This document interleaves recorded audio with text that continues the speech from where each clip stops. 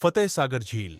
उदयपुर की शाम और फतेह सागर झील का नजारा बस गजब था।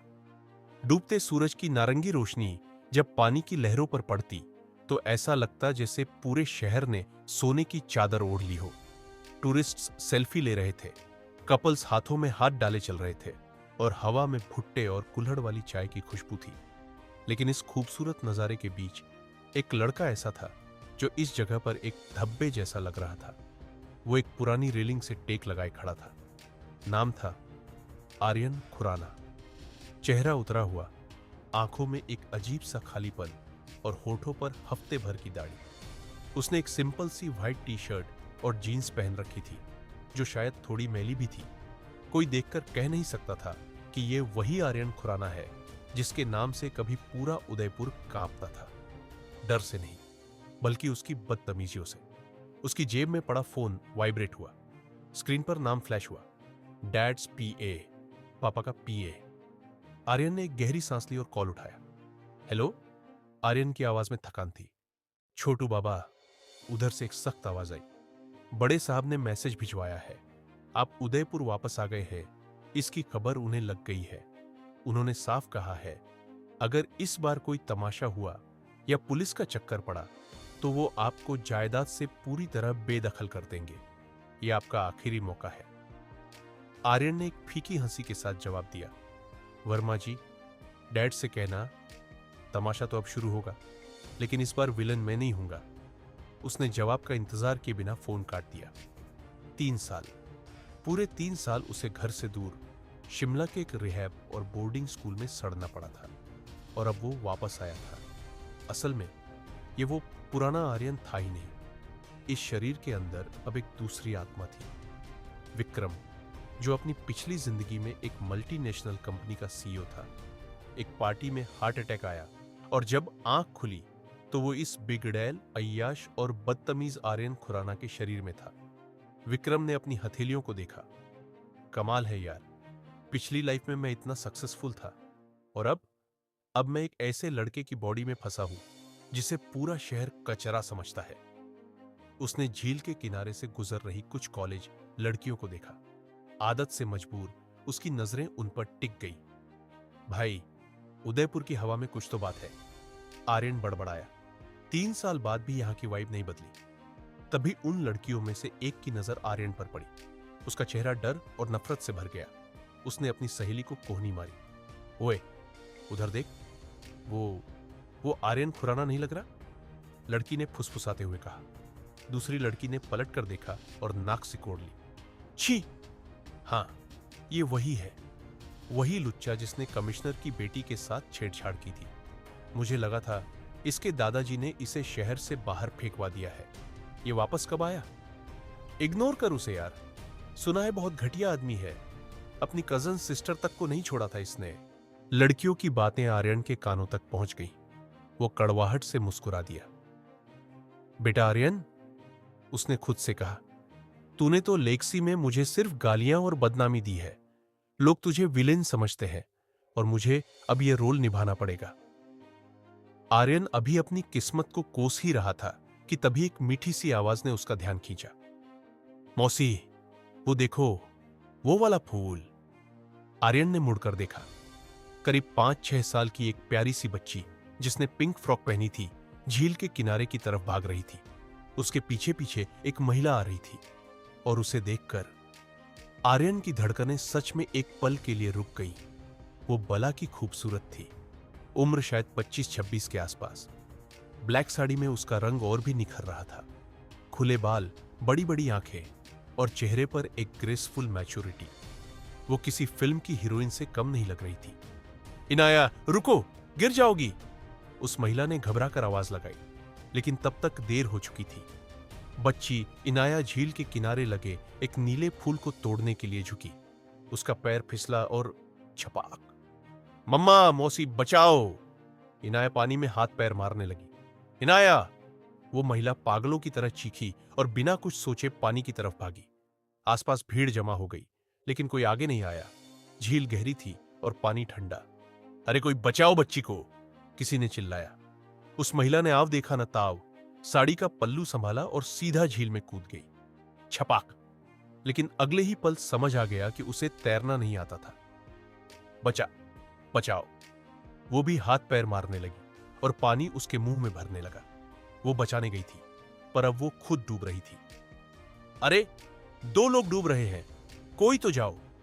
किनारे खड़ी वही लड़कियां चिल्लाईं जो अभी आर्यन को गालियां दे रही थी। भीड़ तमाशबीन बनी वीडियो बना रही थी।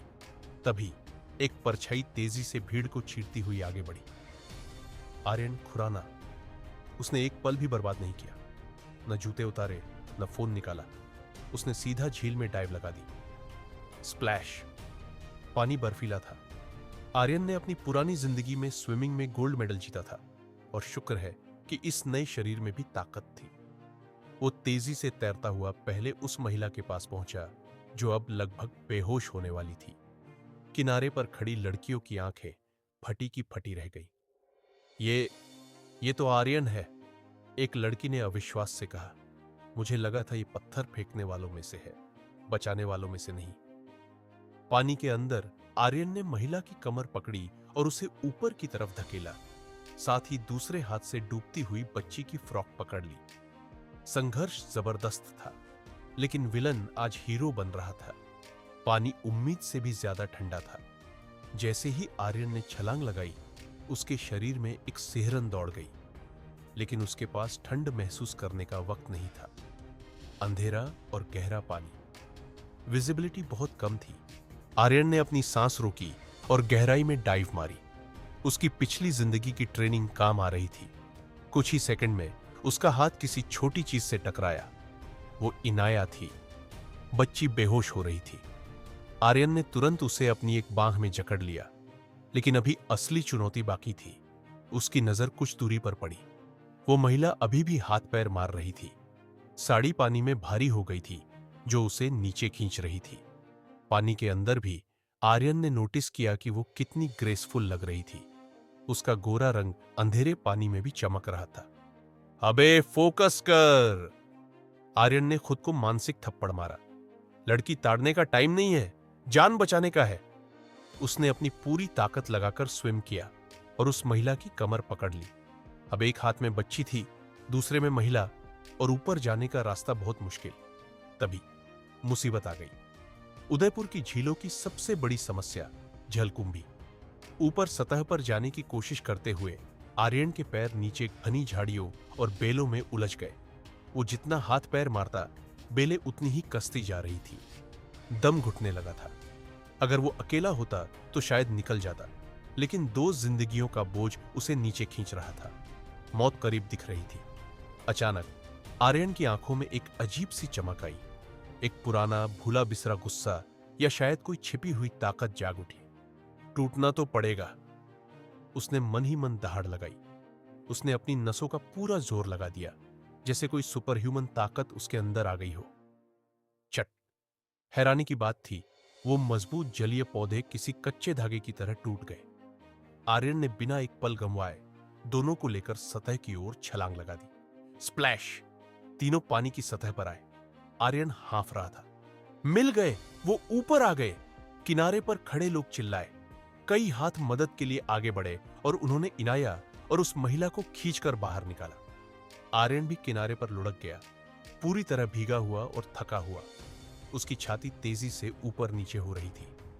पास खड़ी वही कॉलेज की लड़कियां जो कुछ देर पहले उसे गालियां दे रही थी, अब फटी आंखों से उसे देख रही थी।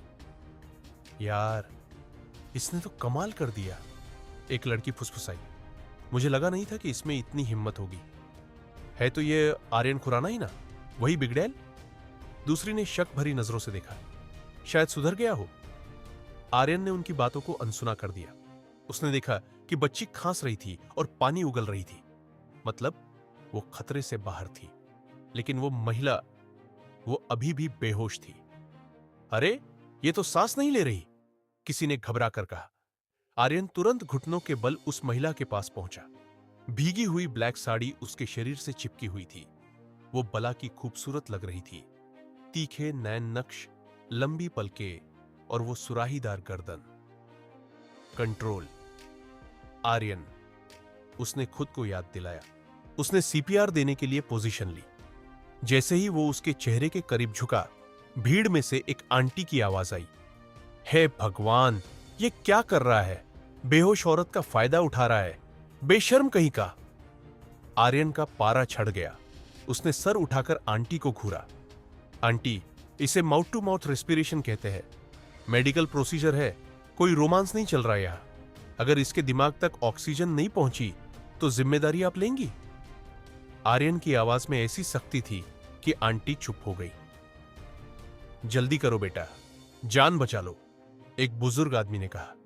आर्यन ने फिर से उस महिला की ओर देखा। उसके होंठ थोड़े नीले पड़ रहे थे, लेकिन फिर भी बहुत आकर्षक थे। चल भाई, कोई पाप नहीं है, ये डॉक्टर ही है। सोचते हुए आर्यन जैसे ही अपने होंठ उसके होठों से टच करने वाला था, भक, महिला ने जोर से खांसा। उसके मुंह से पानी का एक फव्वारा निकला, सीधा आर्यन के मुंह पर, साथ में थोड़ी सी काई और जलकुंभी का टुकड़ा भी। छी! आर्यन पीछे हट गया, अपना चेहरा पोंछते हुए। लो, मिल गया इनाम। हीरो बनने चला था, मुंह पर कीचड़ पुतवा लिया। वो अभी बड़बड़ा ही रहा था कि महिला की आंखें खुल गई। इनाया, इनाया कहां है? वो घबरा कर उठ बैठी। मौसी। छोटी बच्ची दौड़कर उसके गले लग गई। दोनों एक दूसरे को पकड़कर रोने लगे। माहौल इमोशनल हो गया था। थोड़ी देर बाद जब वो महिला, जिसका नाम मीरा था, शांत हुई तो उसने चारों तरफ देखा। मुझे किसने बचाया? भीड़ ने आर्यन की तरफ इशारा किया, जो अब खड़ा होकर अपने कपड़े निचोड़ रहा था। मीरा की आंखों में आंसुओं के साथ साथ गहरी कृतज्ञता थी। वो आर्यन के पास आई। उसकी हालत देखकर उसे दया भी आई और सम्मान भी। Thank you. मीरा की आवाज कांप रही थी। अगर आज आप नहीं होते तो मैं और मेरी भांजी, मैं आपका एहसान कभी नहीं भूलूंगी। वैसे आपका नाम क्या है? आर्यन ने अपने गीले बालों को पीछे किया और एक छोटी सी कड़वी मुस्कान के साथ कहा, आर्यन, आर्यन खुराना। जैसे ही यह नाम हवा में गूंजा, वहां का पूरा माहौल बदल गया।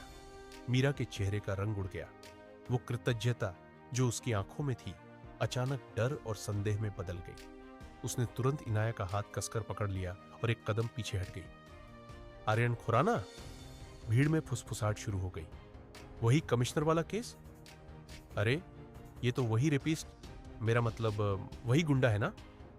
छी, इसने बचाया? जरूर कोई गलत इरादा होगा।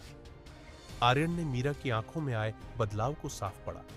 वो अब उसे एक हीरो नहीं, बल्कि एक खतरे के रूप में देख रही थी।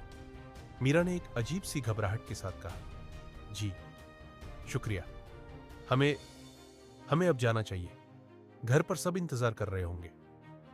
वो ऐसे पलटी जैसे किसी जंगली जानवर के पिंजरे से बचकर भाग रही हो। न कोई और बात, न कोई मदद की पेशकश, बस भागने की जल्दी। भीड़ भी धीरे धीरे छटने लगी। सब उसे अजीब नजरों से देखते हुए जा रहे थे। आर्यन अकेला झील के किनारे खड़ा रह गया। ठंड से वो कांप रहा था, लेकिन दिल में जो ठंडक थी वो पानी से ज्यादा गहरी थी। वाह रे किस्मत! आर्यन हंसा, लेकिन उसकी आंखों में दर्द था। जान बचाई तो भी गाली मिली। लगता है आर्यन खुराना नाम ही ऐसा है कि गंगा भी नहा लूं तो लोग कहेंगे कि पानी गंदा कर दिया।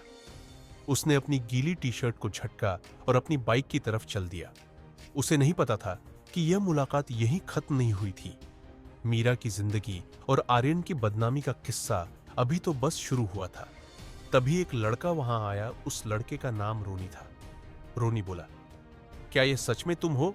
मुझे अपनी आंखों पर विश्वास नहीं हो रहा। तुम साले सचमुच जिंदा वापस आ गए। रोनी ने सामने खड्डे उस जाने पहचाने चेहरे को घूरते हुए उत्साह से चिल्लाकर कहा। जब उसके नौकर ने हकलाते हुए उसे बताया था कि आर्यन खुराना उसे ढूंढ रहा है, तो उसे लगा जैसे नौकर ने कोई भूत देख लिया हो। रोनी ने उसकी बात का यकीन नहीं किया था और उसे अच्छी खासी फटकार भी लगाई थी। लेकिन जब नौकर ने बार बार कसम खाई, तब जाकर वह बाहर देखने आया।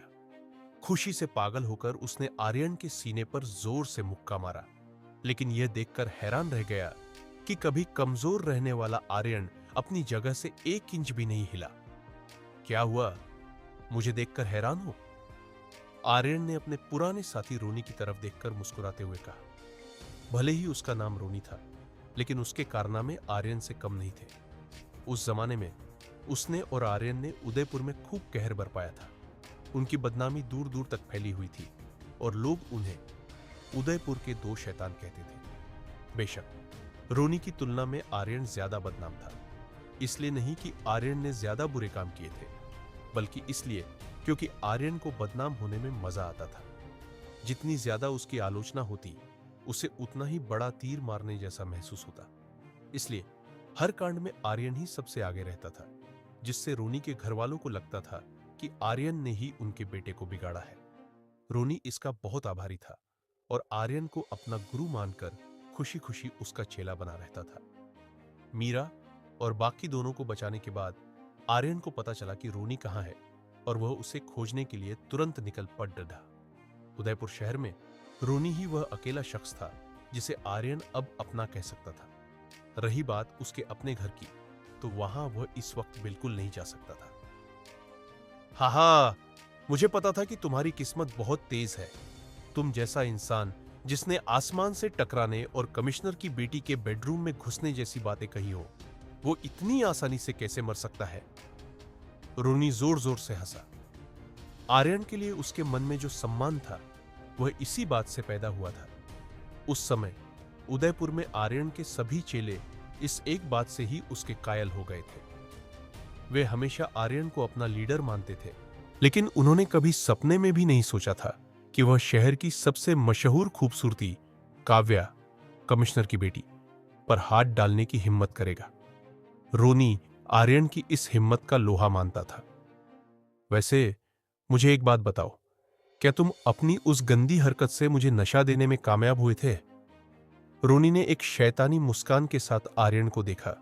उसके अंदर की जिज्ञासा कुलबुला रही थी। आर्यन ने उसे जोर से लात मारी। कमीने, पहली ही मुलाकात में मेरी दुखती रग पर हाथ रख रहा है? क्या उसे नहीं पता था कि दो महिलाओं का फायदा उठाने की कोशिश में वह बुरी तरह फेल हो गया था? क्या यह एक मर्द के मुंह पर तमाचा नहीं था? आर्यन मन ही मन सोच रहा था कि क्या उसे इस रोनी को जमाल घोटा खिलाकर उसका पिछवाड़ा बंद कर देना चाहिए। आर्यन की खतरनाक नजरें देखकर रोनी कांप गया और उसने जल्दी से अपने हाथ हिलाए। अरे भाई, मजाक कर रहा था, बस मजाक। रोनी अच्छी तरह जानता था कि आर्यन कितना खतरनाक हो सकता है। अतीत में वह आर्यन के हाथों कई बार बेवकूफ बन चुका था। सबसे न भूलने वाली याद वह थी जब उसने किसी बात पर आर्यन को नाराज कर दिया था। आर्यन ने उसे धोखे से जमाल घोटा खिला दिया, जिससे उसे सीधे टॉयलेट भागना पड़ा। लेकिन यह वह बात नहीं थी जो उसके बुरे सपनों में आती थी, जिसे वह भूल नहीं पाता था। वह यह था कि जब उसे जमाल घोटा दिया गया था, तब आर्यन ने किसी को भेजकर वहां से टॉयलेट पेपर ही चोरी करवा लिया था। रोनी टॉयलेट में फंस गया था, बिल्कुल लाचार और बेबस। लेकिन यह तो सिर्फ शुरुआत थी। इसके बाद आर्यन ने मेंढकों से भरे कई डिब्बे मंगवाए। रोनी को अच्छी तरह याद था कि आर्यन ने टॉयलेट के बाहर से उसे देखकर अपने सफेद दांत दिखाते हुए एक शैतानी मुस्कान दी थी और फिर हाथ हिलाकर अपने आदमियों को आदेश दिया कि मेंढकों के डिब्बे टॉयलेट के अंदर उड़ेल दिए जाए। कोई भी अंदाजा लगा सकता है कि टॉयलेट से फुदकते हुए जिंदा मेंढकों को अपने ऊपर गिरते देखना कितना घिनौना रहा होगा। मेंढकों की गंदगी से लथपथ होकर उसने खुद को साफ करने की भी परवाह नहीं की और वहां से भाग निकला। जैसे ही वह भागा, कोई उसके लिए एक तौलिया लेकर आया। रोनी ने उस वक्त किसी और चीज की परवाह नहीं की और उस घिनौनी गंदगी को अपने शरीर से पोंछने लगा। और हां, उसने अपना पिछवाड़ा पोंछना भी नहीं छोड़ा। लेकिन आर्यन ने उस तौलिए पर मिर्च का पानी लगा रखा था। रोनी को आज भी वह जलन और दर्द अच्छी तरह याद है। रोनी को कांपते देख आर्यन ने अपने कंधे उचकाए, यह सोचते हुए कि इस लड़के का दिल बहुत कमजोर है। रोनी को जरा भी अंदाजा नहीं था कि आर्यन क्या सोच रहा है। अगर उसे पता होता तो वह जरूर उसे गालियां देता। अगर तुम्हारे साथ ऐसा होता तो क्या तुम सदमे में नहीं होते साले? आर्यन ने चारों ओर देखा तो उसे एक शानदार सजा हुआ पार्टी क्रूज जहाज दिखाई दिया। आर्यन को अंदर से औरतों के गाने की आवाजें आ रही थी, जो साफ इशारा कर रही थी कि वहां रंगरलियां मनाई जा रही है। 3 साल इन 3 सालों में तूने कितनी सुंदर लड़कियों की जिंदगी बर्बाद की। आर्यन ने एक शांत मुस्कान के साथ रोनी से पूछा। रोनी को आर्यन में कुछ बदलाव महसूस हुआ। 3 साल पहले आर्यन एक गुंडे जैसा था, एक बेरहम और बिगड़ैल रईसजादा जो किसी को भी काट खाता था। लेकिन अब आर्यन से एक बेफिक्र और आजाद हवा का एहसास हो रहा था, कुछ ऐसा जिसने रोनी को अपना सिर हिलाने पर मजबूर कर दिया। यकीन नहीं होता, गुंडे आर्यन का इस तरह बदल जाना मतलब पश्चिम से सूरज निकलने जैसा है। पिछले 3 साल से मेरे पिता ने मुझे घर में कैद कर रखा है। मैं कविताएं पढ़ रहा हूं और मार्शल आर्ट्स की प्रैक्टिस कर रहा हूं। मैंने एक भी बुरा काम नहीं किया। मैं अभी भी वर्जिन हूं, रोनी ने बहुत ही शरीफ बनते हुए कहा। आर्यन ने रोनी को ऊपर से नीचे तक देखा, काफी देर तक चुप रहा और आखिरकार एक सवाल पूछा। जब तुम वर्जिनिटी कहते हो तो तुम्हारा मतलब आगे की वर्जिनिटी से है या पीछे की? बेशक आगे की। रोनी को लगा जैसे वह पागल हो जाएगा। यह कमीना कितना घिनौना है। आर्यन के चेहरे का भाव बदल गया और वह अचानक रोनी से कुछ कदम पीछे हट गया। आगे की वर्जिनिटी तो इसका मतलब है कि तुम पीछे से वर्जिन नहीं हो। 3 साल की जुदाई और तुम इस स्तर तक गिर गए। लानत है। रोनी को लगा जैसे उसका दिमाग फट जाएगा। उसका पेट खराब हो रहा था और उसे उल्टी आने वाली थी। भाई आर्यन, मैं गलत था। रोनी रोना चाहता था। उसने सोचा कि उसके पास अपनी कजिन के मामलों को बीच में लाने के अलावा कोई चारा नहीं है। अब आखिरकार उसे अपने किए की सजा मिल रही थी। रोनी ने जल्दी से बात बदली। लेकिन जब खुराना परिवार ने तुम्हें उदयपुर से बाहर निकाला था तो उन्होंने कहा था कि अगर तुम वापस आए तो वे तुम्हारी टांगें तोड़ देंगे। उस वक्त उनकी हरकतों को देखकर लग रहा था कि वे सिर्फ हवा में बातें नहीं कर रहे थे। तुम वापस आने का इतना बड़ा जोखिम क्यों उठा रहे हो? रोनी बहुत उलझन में था। इस शहर में आर्यन की बदनामी पहले ही इतनी ज्यादा थी कि हर कोई उसे जान से मारना चाहता था। यहां वापस आना मतलब मुसीबत को दावत देना था। मैं हमेशा वापस आऊंगा। आर्यन कुछ देर खामोश रहा और फिर अपनी गहरी और खोई हुई आंखों के साथ जवाब दिया। रोनी ने आर्यन के हाव भाव पर गौर किया और चिल्लाया, तुम ये सुहाना की वजह से तो नहीं कर रहे? हां, यही बात होगी। तुम पहले भी ऐसे ही थे। सुहाना की बात आते ही हमेशा संजीदा हो जाते थे। तुम अभी भी उसे भूल नहीं पाए। रोनी की गलतफहमी पर आर्यन को हंसी भी आई और खींच भी। फिर भी एक दुबली पतली और बेहद खूबसूरत युवती की तस्वीर अनायासी उसके दिमाग में उभर आई। आर्यन की यादों में सुहाना की अपनी एक अलग जगह थी। वह वो लड़की थी जिसे वह चुपके से पसंद करता था और वह बहुत खूबसूरत थी। आर्यन को चुप देखकर रोनी को लगा कि उसका अंदाजा सही है। उसने अपनी जीभ से आवाज की और कहा, इतने साल बीत गए और तुम अभी भी उस पर लट्टू हो। तुम सचमुच उसके लिए अपनी जान जोखिम में डाल रहे हो। क्या तुम्हें उदयपुर में अपनी हालत का अंदाजा नहीं है?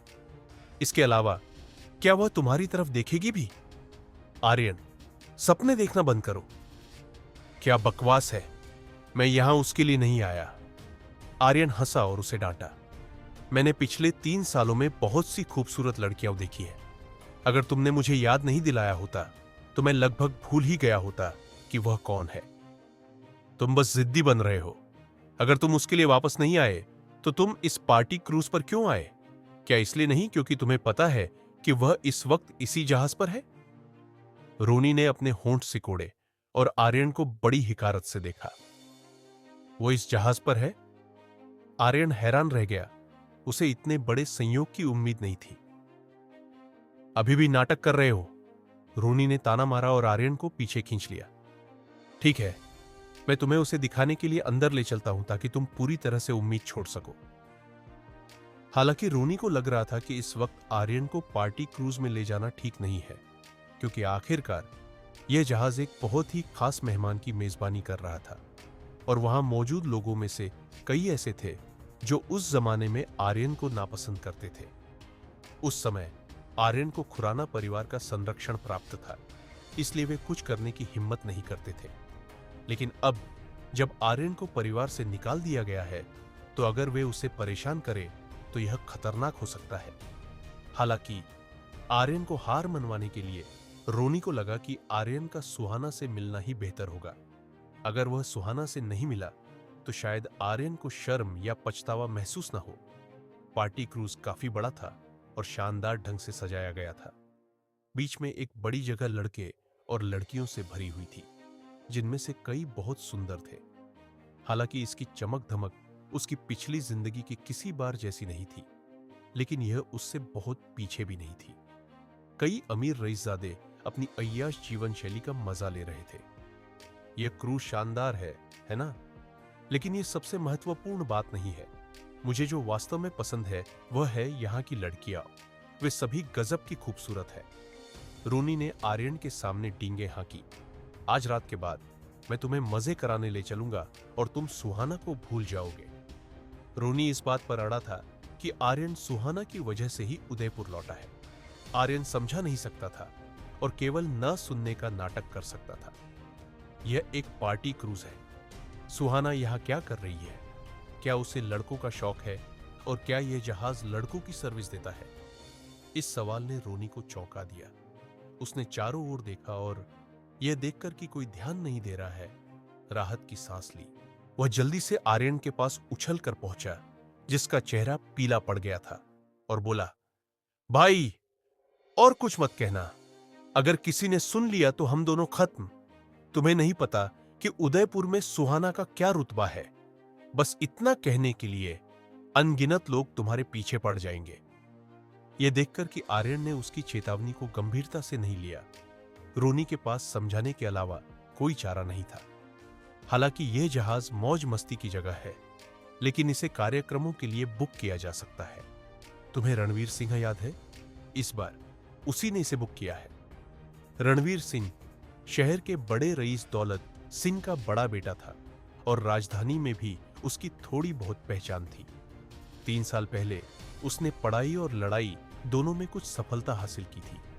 आर्यन का उससे कोई लेना देना नहीं था, लेकिन पुरानी दुश्मनी में उसके छोटे भाई रणविजय सिंह के साथ आर्यन के कुछ झगड़े हुए थे। मिस सुहाना आ गई है।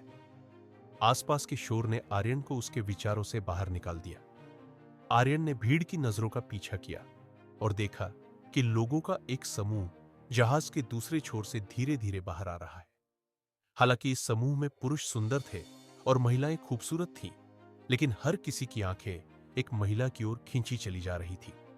उस महिला के बाल लंबे, सीधे और लहराते हुए थे, जो शानदार और मनमोहक लग रहे थे। उसका अंडाकार चेहरा किसी पुरानी अप्सरा जैसा था। एक चिकना माथा, बर्फ जैसी सफेद त्वचा, उसकी लंबी सीधी भौहों के नीचे गहरी और चमकदार आंखें, एक सीधी नाक और असाधारण रूप से कोमल, नाजुक होंठ, जो देखने में इतने सुंदर थे कि यकीन न हो। उसकी नुकीली लेकिन गोल ठोड़ी उसके बेदाग चेहरे को पूरा कर रही थी। एक बादामी रंग की फिटिंग वाली ड्रेस उसके सुडौल शरीर और पतली कमर को उभार रही थी। बिल्कुल कयामत। जैसे ही वह दिखाई दी, वह आकर्षण का केंद्र बन गई और आर्यन की नजरें उस पर टिक गई। 3 साल बाद भी उसे दोबारा देखकर एक अजीब सा एहसास हुआ। आर्यन को अपने अंदर एक हलचल महसूस हुई, अपनी आत्मा की गहराइयों में एक पुराना जुड़ाव। वह जानता था कि यह आंशिक रूप से पिछले शरीर की आत्मा की बची हुई यादों के कारण था। सुहाना को लोगों के एक समूह ने घेर रखा था, जिसमें एक प्यारी सी दिखने वाली लड़की और कई सुंदर पुरुष शामिल थे। रणवीर सिंह और उसका भाई सुहाना के बाईं ओर खड़े थे, ऊंचे और गर्वित, आत्मविश्वास से भरे हुए। सुहाना को घेरने वाले अन्य युवक भी उदयपुर की जानी मानी हस्तियां थे। क्या कहते हो? छोड़ दो उम्मीद। सुहाना के आसपास के मर्द सभी एक से बढ़कर एक है। रणवीर सिंह तो बस उनमें से एक है, रोनी ने आर्यन से कहा। इसके अलावा सुहाना मार्शल आर्ट्स में बहुत प्रतिभाशाली है। वह सबकी आंखों का तारा है। यहां तक कि गवर्नर साहब ने भी उसे अपनी मुंह बोली बेटी माना है। ऐसी औरत हमारी पहुंच से बाहर है। रोनी की आह सुनकर आर्यन हंसे बिना नहीं रह सका। दूसरों का मनोबल बढ़ा रहे हो और अपना कम कर रहे हो। तुम खुद को बहुत कम आंक रहे हो, इसलिए स्वाभाविक रूप से तुम उस महिला को देवी के स्तर तक उठा रहे हो जिस पर तुम लट्टू हो। क्या तुम्हें पता भी है कि एक औरत क्या होती है? औरत क्या होती है? रोनी ने जिज्ञासा से पूछा। औरतें अंडे की तरह होती है। आर्यन हंसा और रोनी की उलझन के बीच अपनी बात जारी रखी। बाहर से सख्त, अंदर से पवित्र, सफेद और दिल पीला। एक बार जब तुम खोल तोड़ देते हो और सफेदी हटा देते हो, तो क्या तुम्हें डर है कि तुम उसे जीत नहीं पाओगे? मुझे मत बताना कि तुम उस औरत को नहीं जीत सकते जिसे तुम बिस्तर पर ले आए हो। लानत है। रोनी गाली दिए बिना नहीं रह सका। उसे अचानक लगा कि आर्यन पहले से भी ज्यादा ठरकी हो गया है। यह कैसी मिसाल थी? अगर किसी महिला ने यह सुन लिया तो वह उस पर थूक देगी, लेकिन यह मिसाल वास्तव में सटीक है। है। सुहाना के सामने रोनी को अचानक अपनी हीनता का एहसास काफी कम हो गया। खुद से बड़बड़ाने के बाद रोनी को अचानक कुछ सूझा और उसने आर्यन से पूछा, और मर्दों के बारे में क्या? क्या वे औरतों से कहीं ज्यादा अंदर से पवित्र नहीं होते? रोनी की बेशर्म मुस्कान देखकर आर्यन ने कंधे उचकाए और कहा, मर्द आम की तरह होते हैं, बाहर से पीले और अंदर से और भी ज्यादा पीले। धत तेरे की, मुझे लगा तुम हम मर्दों की तारीफ करोगे। रोनी आर्यन के जवाब से बहुत असंतुष्ट था। हालांकि सुहाना का अंडा खोल तोड़ना बहुत मुश्किल है। मेरी सलाह है कि तुम हार मान लो। मुझे लगता है कि अब मुद्दा यह नहीं है कि मैं हार मानता हूं या नहीं, बल्कि यह है कि मुसीबत खुद चलकर आ गई है। आर्यन ने सामने घूरते हुए कहा। उसे अपने सिर में हल्का दर्द महसूस हो रहा था। उसने मन ही मन सोचा कि उसकी पिछली जिंदगी के आर्यन ने वास्तव में उसके लिए बहुत सारी मुसीबतें छोड़ी थी। इतनी सुनसान जगह पर खड़े होने के बावजूद उसे पहचान लिया गया और यहां लाया गया। रोनी ने आर्यन की नजरों का पीछा किया और देखा कि रणवीर सिंह और उसका ग्रुप उनकी ओर आ रहा था। ग्रुप की आंखों में हैरानी थी, लेकिन जल्द ही उसकी जगह नफरत ने ले ली। आर्यन खुराना? रणविजय ने उन्हें दूर से देखा और गौर किया कि कोई 3 साल पहले वाले उस बदमाश जैसा दिख रहा है। उसे रोनी के साथ खड़ा देखकर उसे शक हुआ कि यह आर्यन ही है, लेकिन फिर उसने सोचा कि आर्यन दोबारा इस शहर में कदम रखने की हिम्मत क्यों करेगा। बड़ी मुद्दत के बाद मिले। मुझे उम्मीद नहीं थी कि तुम्हें मैं अभी भी याद हूंगा। आर्यन हंसा। यहां सब इकट्ठे हुए हैं, क्या मेरे लिए कोई वेलकम पार्टी नहीं हो रही? रोनी की आंखों में लगभग आंसू आ गए। उसने सोचा, वेलकम पार्टी? हाँ, मैं तो अभी सड्ढे हुए अंडे न फेंके जाने को ही गनीमत मान रहा हूं। बेशर्म चापलूसी की भी कोई हद होती है। मैं अब ये कैसे मान लूं कि यह आर्यन है? आर्यन के कबूल करने पर रणविजय और उसके ग्रुप ने एक दूसरे को देखा। उनकी नफरत और बढ़ गई। उन्हें उम्मीद नहीं थी कि उदयपुर से बाहर फेंका गया वह कचरा वापस आने की हिम्मत करेगा और उनके सामने भी आएगा। मिस सुहाना, बहुत समय हो गया, जबकि हर कोई अभी भी अपनी यादों में खोया हुआ था। आर्यन दीवार से टेक लगाकर खड़ा हो गया और उस खूबसूरत और शानदार सुहाना की ओर देखकर शांति से मुस्कुराया। सुहाना की आंखें हैरानी से फैल गईं। वह आर्यन से अनजान नहीं थी। उसने उदयपुर में उसकी बदनामी के किस्से सुने थे और वह जानती थी कि वह उसे पसंद करता था। हालांकि अतीत में उसने उससे बात करने की हिम्मत नहीं की थी, केवल दूर से उसे देखने की हिम्मत करता था। उसने उम्मीद नहीं की थी कि 3 साल बाद उसे दोबारा देखने पर वह इतनी सहजता से उसका नाम पुकार सकेगा। दीवार से आलस में टेक लगाए हुए, एक अनोखा और बेफिक्र अंदाज दिखाते हुए, मिस सुहाना, क्या यह नाम तुम ले सकते हो? इससे पहले कि सुहाना कुछ बोल पाती, होंठ पर तिल वाली एक प्यारी सी दिखने वाली महिला जोया आगे बढ़ी और आर्यन को डांटा। जोया गुस्से में थी। सुहाना उसकी सबसे अच्छी दोस्त थी और वह अच्छी तरह जानती थी कि केवल सुहाना के बहुत करीबी लोग ही उसे सीधे नाम से बुला सकते हैं, लेकिन आर्यन ने उसे ऐसे बुलाया। अगर इससे गलत फहमी पैदा हुई और अफवाहें उड़ी कि सुहाना का उदयपुर के सबसे बड़े बदमाश के साथ कोई रिश्ता है, तो सुहाना शर्मिंदगी से मर जाएगी। रणविजय ने भी इस पल प्रतिक्रिया दी और आर्यन पर चिल्लाया, तुम्हारी हिम्मत कैसे हुई उदयपुर में कदम रखने की? अभी के अभी उदयपुर से निकल जाओ, वरना मैं तुम्हें फतेह सागर झील में फेंककर मछलियों को खिला दूंगा। आर्यन इस नतीजे से बिल्कुल भी हैरान नहीं था। उसने कंधे उचकाए और रणविजय को देखकर मुस्कुराया। कम से कम अगर मैं तुम्हें फतेह सागर झील में फेंकूं, तो कुछ मछलियां तुम्हें खा लेंगी, लेकिन अगर तुम मुझे फेंकोगे तो मुझे डर है कि मछलियां डर के मारे हिलेंगी भी नहीं। रोनी अपनी हंसी नहीं रोक पाया, यह सोचते हुए कि आर्यन की जुबान अभी भी उतनी ही तेज है। हालांकि उनकी मौजूदा जगह को देखते हुए उसका दिल तुरंत घबरा गया। इस समय आर्यन उनसे भिड़ रहा था। यह मौत को दावत देने जैसा था। क्या तुम अपनी जिंदगी से थक गए हो? रणविजय दहाड़ा। उसकी बाजू की नसें फूल गईं। यह नजारा देखकर रोनी का दिल हलक में आ गया।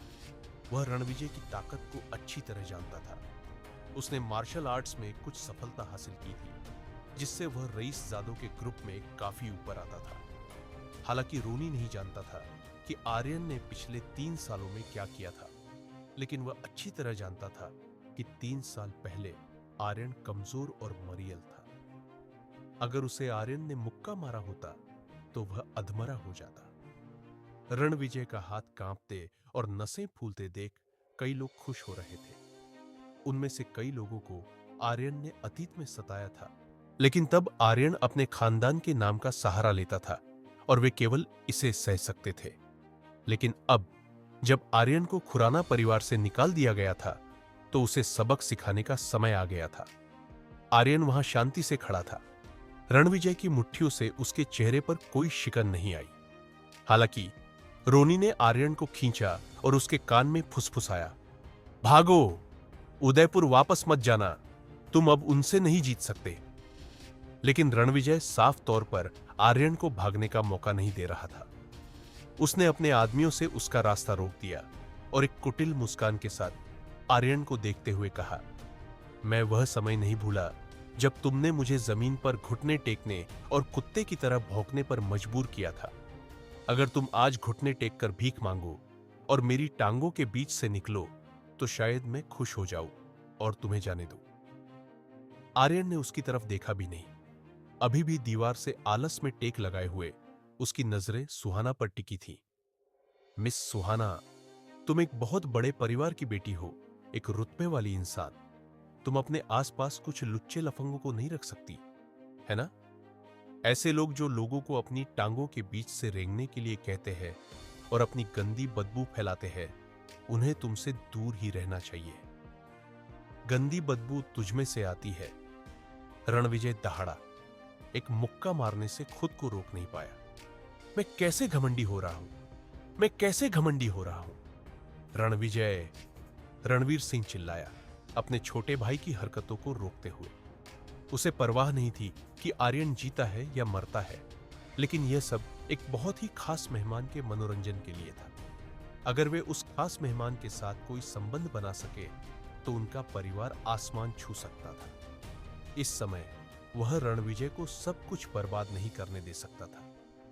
रणवीर ने अपने भाई को डांटा। उसकी नजर आर्यन पर पड़ी। अगर मैं तुम्हारी जगह होता तो मैं उदयपुर से बहुत दूर चला जाता, तुम्हारी तरह नहीं जो बेशर्मी से यहां टिका हुआ है। बेहतर होगा तुम अपना ख्याल रखो। रणवीर के बोलने के बाद वह अपने ग्रुप के साथ चला गया। सुहाना ने आर्यन पर एक नजर डाली और वह भी चली गई। सुहाना का व्यवहार देखकर जोया आर्यन पर हिकारत से मुस्कुराई। सुहाना ने अभी भी आर्यन को नजरअंदाज किया, जो सही था। इतनी खराब प्रतिष्ठा वाला कोई व्यक्ति सुहाना की नजर में कैसे आ सकता है? उसकी नजर में सुहाना का आर्यन से एक शब्द बोलना भी उस पर एहसान करना था, और शुरू से अंत तक सुहाना ने उससे एक शब्द भी नहीं कहा था। यह थी स्वाभिमानी सुहाना।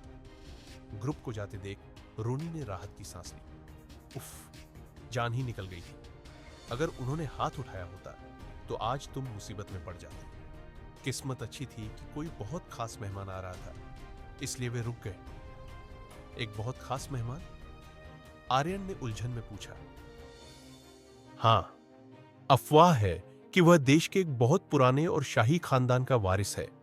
हालांकि उदयपुर एक रियासत है, लेकिन यह उन पुराने खानदानों से बहुत नीचे है जिनकी जड़ें देश में सदियों से जमी हुई है।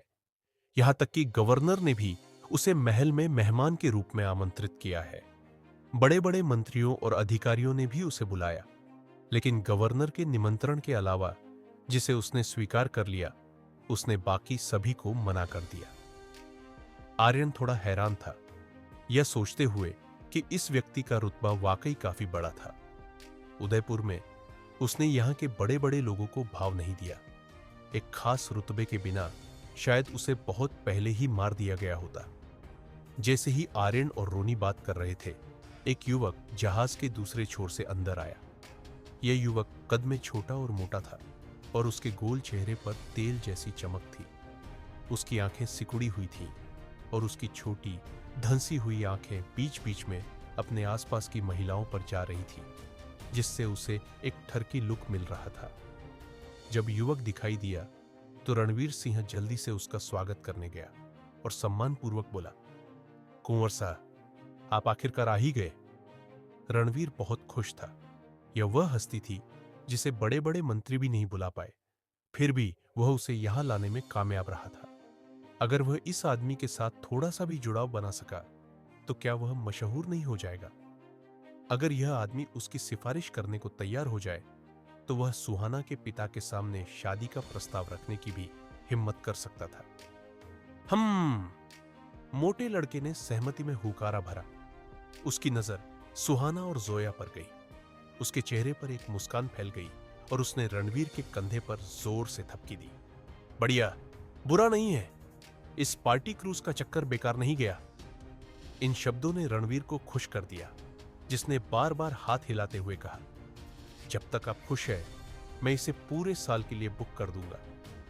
जरूरत नहीं है, लड़के ने सिर हिलाया। मैंने बस इस जहाज का एक चक्कर लगाया। यहां की लड़कियां ठीक है, लेकिन वे मेरे लायक नहीं है। बिल्कुल सही, बिल्कुल सही। रणवीर और उसके ग्रुप ने जल्दी से उसकी हां में हां मिलाई और यहां तक कि महिलाओं को भी उसकी बातों का बुरा नहीं लगा। इसके बजाय उनकी खूबसूरत आंखें उस पर टिकी थी। हालांकि यह युवक विशेष रूप से सुंदर नहीं था, लेकिन उसका शाही रुतबा उनके दिलों को जीतने के लिए काफी था। केवल सुहाना और जोया ने अपनी भौहें सिकोड़ी, लेकिन कुछ नहीं कहा। वे दोनों उसके खास रुतबे को जानती थी और भले ही वे उसे नापसंद करती थी, उन्हें अपनी भावनाओं को दबाना पड़ा। युवक को देखकर रोनी ताना मारे बिना नहीं रह सका। अभी तो बड़ा शेर बन रहा था, लेकिन इस लड़के के सामने यह बिल्कुल भीगी बिल्ली बन गया है। हालांकि रोनी तुरंत जलने लगा। रणवीर सिंह की किस्मत कितनी अच्छी है कि उसकी जान पहचान इससे हो गई। अगर मेरी होती तो रणवीर और उसके जैसे लोग हमारी नजरों में कीड़े मकोड़े से ज्यादा कुछ नहीं होते।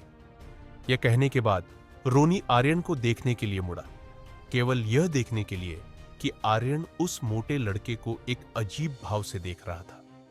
रोनी ने मान लिया कि आर्यन मोटे लड़के की भारी भरकम उपस्थिति से डर गया है और उसने इस पर ज्यादा ध्यान नहीं दिया। लेकिन अपना सिर घुमाते ही उसने पाया कि रणविजय उन्हें हिकारत से देख रहा है, जो मोटे लड़के के प्रति उसके रवैये के बिल्कुल विपरीत था। रणविजय ने हिकारत से बड़बड़ाया, 2 कचरे के टुकड़े, मैं तुमसे बाद में निपटूंगा। कुंवर साहब, क्या आपकी कोई और फरमाइश है? हम उसका इंतजाम करेंगे। रणवीर ने मोटे लड़के से कहा। जरूरत नहीं है। मोटे लड़के ने सिर हिलाया, फिर अचानक जोया की ओर उंगली उठाई और धीरे से कहा, इसे मेरे साथ सुलाओ। उसके शब्दों ने माहौल में सन्नाटा फैला दिया। हर कोई मोटे लड़के को घूर रहा था। फिर उनकी नजरें जोया पर पड़ी। किसी को उम्मीद नहीं थी कि वह ऐसी मांग करेगा। सुहाना और जोया भी दंग रह गई। उनकी आंखें अनायास ही रणवीर की ओर मुड़ गई। रणवीर एक पल के लिए हक्का बक्का रह गया, फिर जोर से हंसा। कुंवर साहब, आपको मजाक करना बहुत पसंद है। मिस जोया एक बड़े बिजनेसमैन की बेटी है, कोई कॉल गर्ल नहीं। मैं मजाक नहीं कर रहा हूं। पैडी कुंवर सा ने रणवीर को घूरा और कहा, मैंने पूरे जहाज का चक्कर लगाया है, लेकिन सोने के लिए कोई उपयुक्त महिला नहीं है। मुझे यहां केवल 2 ही पसंद आई है। आपके गवर्नर की मुंहबोली बेटी स्वाभाविक रूप से तुम्हारे साथ नहीं सो सकती, इसलिए मैं दूसरी सबसे अच्छी से काम चला लूंगा। उसके गंभीर लहजे ने जोया का चेहरा पीला कर दिया। वह सीधे लड़कों के ग्रुप को घूर रही थी। उसे उम्मीद थी कि वे उसके लिए खड़े होंगे और मना करेंगे। हालांकि जो पुरुष आम तौर पर उसके पीछे पीछे चलते थे, उन सभी ने अपने सिर घुमा लिए, उसे न देखने का नाटक करते हुए। मैं नहीं जाऊंगी। यह देखकर कि कोई भी उसके लिए नहीं बोला, जोया केवल चिल्ला ही सकी। यह तुम्हारे हाथ में नहीं है। अगर तुम अपने गवर्नर से भी पूछोगी तो वह भी तुम्हें मेरे पास भेज देगा। पैडी हंसा। किसी को भी उसके शब्दों की सच्चाई पर संदेह नहीं था, जिसमें सुहाना और जोया भी शामिल थी। जोया बेतहाशा कांपने लगी। उसने लड़कों के ग्रुप की ओर भीख मांगती नजरों से देखा, उम्मीद करते हुए कि वे आगे आएंगे, लेकिन पाया कि वे सभी दूर ही रहे। मेरे कमरे में आओ। पैडी हंसा, लेकिन उसकी हंसी आसपास की खामोशी से टकराई, जो हर किसी को बेहद चुभ रही थी। फिर भी किसी ने इसे रोकने की हिम्मत नहीं की। जोया का चेहरा पीला पड़ गया और उसने आखिरकार अपनी नजरें रणवीर पर टिका दी। उसकी आंखों में मिन्नतें थीं। सुहाना ने भी उस पर एक याचना भरी नजर डाली। दो महिलाओं द्वारा घूरे जाने पर रणवीर को अपनी रीढ़ में सिहरन महसूस हुई, लेकिन फिर भी उसने आगे बढ़कर कहा, कुंवर सा, क्या मैं आपको साथ देने के लिए कोई और महिला ढूंढ सकता हूं? लेकिन इससे पहले कि रणवीर अपनी बात पूरी कर पाता, पैडी दहाड़ा। तुम खुद को समझते क्या हो? तुम्हारी मुझसे ऐसे बात करने की हिम्मत कैसे हुई? पैडी ने रणवीर के लिए कोई सम्मान नहीं दिखाया और न ही उसे जरूरत थी। उसकी गुस्से भरी चीख बिजली की कड़कड़ाहट की तरह ने वातावरण को शांत कर दिया। रणवीर, जिसका चेहरा पीला पड़ गया था, एक शब्द भी नहीं बोला। सुहाना निराश थी और जोया भी। उन्हें उम्मीद नहीं थी कि रणवीर, जो हमेशा खुद को एक जेंटलमैन होने पर गर्व करता था, केवल एक डांट से चुप हो जाएगा और अपनी साथी को मौत के मुंह में जाते हुए लाचार होकर देखेगा। जोया की आंखों से जान चली गई थी। उसके चेहरे पर आंसू बह रहे थे।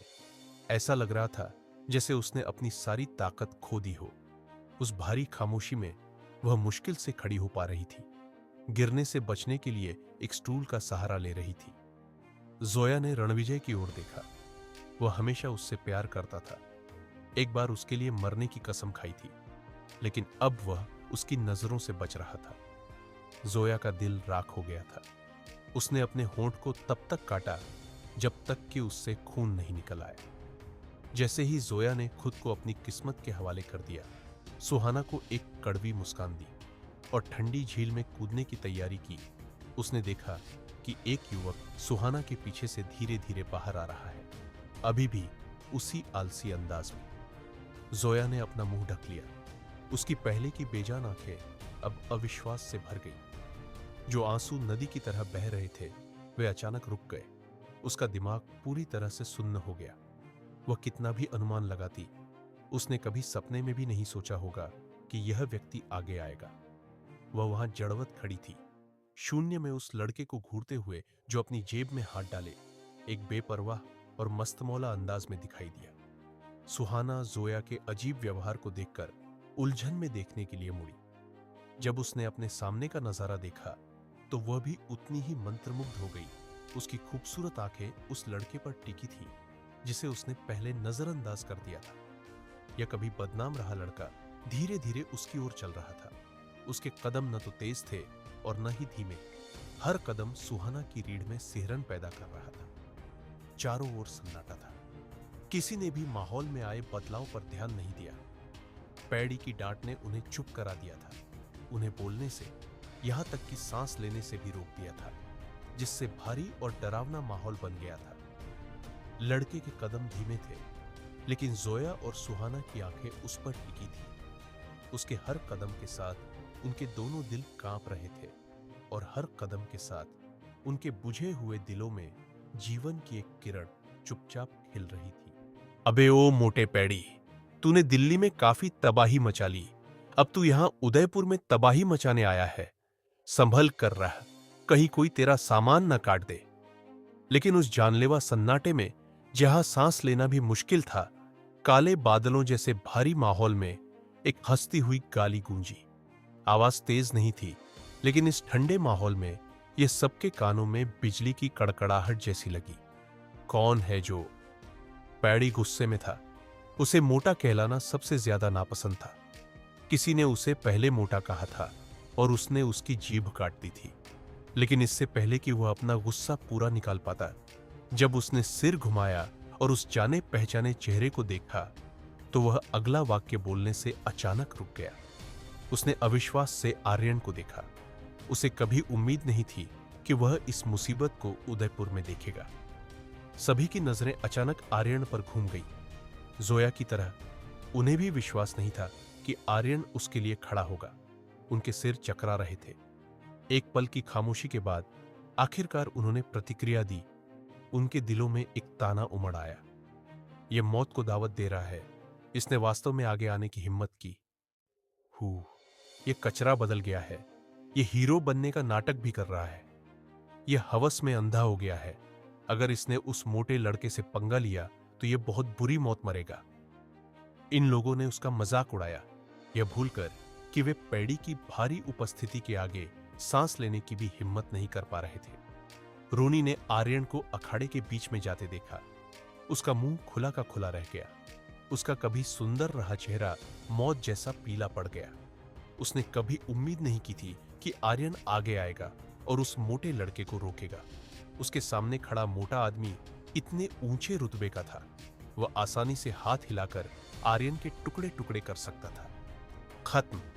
रोनी के दिमाग में बस यही एक विचार आया। उसने रणवीर और उसके ग्रुप की ओर देखा और जैसा कि उम्मीद थी वे मुस्कुरा रहे थे। साफ तौर पर एक अच्छा तमाशा देखने का इंतजार कर रहे थे। रणविजय और भी ज्यादा उत्साहित था। आर्यन ने पैडी को रोक लिया था। पैडी का ध्यान उससे हटा दिया था। इस तरह जोया की सुरक्षा सुनिश्चित हो गई। इस बीच यह परेशान करने वाला बच्चा पैडी के हाथों मारा जाने वाला था। हर किसी को उम्मीद थी कि पैडी आर्यन को थप्पड़ मारकर मार डालेगा, लेकिन ऐसा नहीं हुआ। रणवीर और उसके ग्रुप ने एक अलग ही नजारा देखा जिसने उनके दिलों को चुनौती दी। उनके दिल ऐसे धड़क रहे थे जैसे कोई प्रेमी अपनी प्रेमिका से मिल रहा हो। उनकी आंखें फटी हुई थी, पुतलियां सिकुड़ रही थी क्योंकि वे सांस लेने के लिए हाँफ रहे थे। अखाड़े के बीच में चलते हुए आर्यन ने एक लात मारी जो सीधे पैडी के भारी भरकम मोटे पिछवाड़े पर लगी। मुझे गाली देकर तो देख। उस पल रोनी को चक्कर आ गया। उसने जागते रहने के लिए खुद को जोर से चिकोटी काटी। गिरने से बचने के लिए पास की मेज का सहारा लिया, यह पुष्टि करने के लिए कि वह क्या देख रहा है। कई बार पलकें झपकाने के बाद वह जमा रहा। उसके दिमाग में केवल एक ही विचार था, आर्यन पागल हो गया है। सुहाना सहित सभी ने पैडी के बड़े नितंबों पर जूते का निशान देखा और उनके मन में भी यही विचार आया। यह एक ऐसा आदमी था जिसका गवर्नर भी बेहद सम्मान करते थे। उदयपुर में हर कोई उसके साथ बेहद अदब से पेश आता था। फिर भी किसी ने उसे लात मारने की हिम्मत की। इस समय न केवल पैडी आर्यन को नहीं छोड़ेगा, बल्कि उदयपुर के वे लोग जो पैडी की चापलूसी करना चाहते थे, वे भी उसके लिए बीच में कूद पड़ेंगे। भले ही आर्यन अभी भी खुराना परिवार का सदस्य होता, तब भी शायद वह खुद को नहीं बचा पाता। रणवीर और उसका ग्रुप, जिन्होंने कुछ ही पल पहले एक शब्द भी बोलने की हिम्मत नहीं की थी, अब आर्यन पर ऐसे दहाड़े जैसे उन्हें अपने गुस्से के लिए कोई रास्ता मिल गया हो। तुम्हारी हिम्मत कैसे हुई? रणविजय, पकड़ लो इसे। रणविजय उत्साहित होकर आगे लपका, आर्यन को पकड़ने के लिए तैयार, लेकिन उसका हाथ, जो एक बाज के पंजे में बदल गया था, आर्यन के कंधे को पकड़ने से ठीक पहले अचानक रुक गया। पैडी, जिसे आर्यन ने लात मारी थी, घूमा, अपने मोटे पिछवाड़े पर लगे जूते के निशान को नजरअंदाज करते हुए, और आर्यन के कंधे पर जोर से थप्पड़ मारा। अबे साले, तू यहां क्या कर रहा है? मुसीबत की जड़। दोनों के इस दोस्ताना इशारे ने पैडी के शब्दों के साथ मिलकर उन लोगों के समूह को अचानक रोक दिया जो आर्यन पर हमला कर रहे थे। उनकी हरकतें हवा में ही जम गई, जैसे उस पल के लिए समय ही रुक गया हो। आर्यन भी पैडी को देखकर उतना ही हैरान था। उसे कभी उम्मीद नहीं थी कि वह यहां किसी पुराने दोस्त से टकरा जाएगा। 1 साल पहले जब वह देश भर में घूम रहा था, वह राजधानी में पैडी से मिला था और उसे कुछ पागलपन भरे काम करने के लिए ले गया था। उसने कभी नहीं सोचा था कि 1 साल बाद वह उसे उदयपुर में फिर से देखेगा। मुझे पता था कि तू कुछ बुरा काम करने वाला है, इसलिए मैं तुझे रोकने आया हूं। आर्यन ने कंधे उचकाए। आखिरकार मैं एक ऐसा इंसान हूं जिसका जमीर जिंदा है। यह सुनकर रोनी लगभग अपनी लार थूकने ही वाला था। उसका पिछला डर आर्यन के शब्दों से पूरी तरह धुल गया। उदयपुर में आर्यन की प्रतिष्ठा को देखते हुए वह सार्वजनिक रूप से ऐसी बात कहने की हिम्मत कैसे कर सकता है कि उसका जमीर जिंदा है। पैडी ने इस आदमी की बेशर्मी को बहुत पहले देख लिया था। यह पहली बार नहीं था जब उसने खुद को ऊपर उठाने के लिए दूसरों को नीचा दिखाया हो।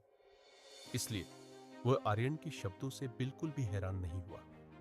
अगर मुझे पता होता कि तुम यहां हो तो मैं कभी नहीं आता। तुम्हें देखना घिनौना है।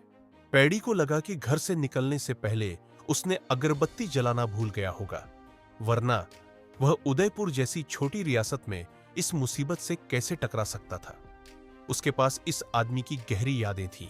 उसके द्वारा उसे बार बार फंसाया गया था, फिर भी वह अपनी शिकायतें भी नहीं बता सकता था। वह उससे 1 साल पहले राजधानी दिल्ली में मिला था, यह सोचकर कि चूंकि वह नया है इसलिए उसे आसानी से दबाया जा सकता है। लेकिन उम्मीद के विपरीत इस दिल्ली के तानाशाह ने उसे बार बार मात दी, उसे अधमरा होने तक सताया, जिससे वह नफरत में दांत पीसता रह गया। फिर भी कुछ करने में शक्तिहीन था। हालांकि भले ही इस आदमी ने उन्हें अधमरा कर दिया था, लेकिन उसने उन्हें कुछ विशेष रूप से पागल और रोमांचक काम करने के लिए भी प्रेरित किया था। इससे वे उससे नफरत करते थे, फिर भी वे उसके करीब महसूस किए बिना नहीं रह सकते थे। आर्यन और पैडी एक दूसरे को जानते हैं। हर कोई समझ गया। आर्यन को अजीब तरह से देख रहा था। वे पूरी तरह से हैरान थे, यह समझने में असमर्थ कि उदयपुर का एक बदनाम बदमाश राजधानी की इतनी शक्तिशाली हस्ती को कैसे जान सकता है। रोनी और भी ज्यादा अविश्वास में था। आर्यन को उसके साथ गपशप करते और हंसते हुए देख रहा था, अविश्वास का भाव महसूस कर रहा था।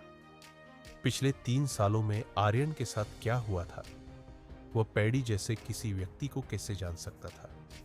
यह देश के एक प्राचीन परिवार का वारिस था। हर प्राचीन परिवार रहस्य में डूबा हुआ था और उनके वारिस स्वाभाविक रूप से सवाल से परे थे। आम लोगों का उनके साथ कोई लेना देना कैसे हो सकता है।